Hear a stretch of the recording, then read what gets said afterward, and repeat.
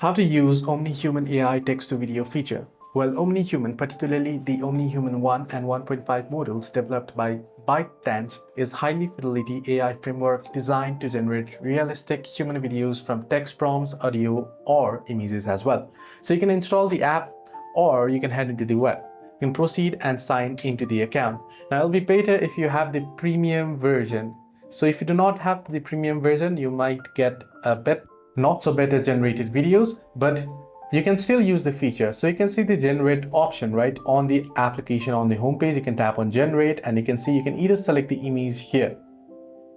You can tap on upload image and you can proceed to upload the image, or you can see the upload audio. But if you scroll down all the way below, you can give the prompt. So you want to enter in your prompt here and type in the text, and you can tap on generate video and it will generate the video for you. So hope this video was helpful. Do like and subscribe, and also do not forget to leave the comments down below if you have any further issues as well.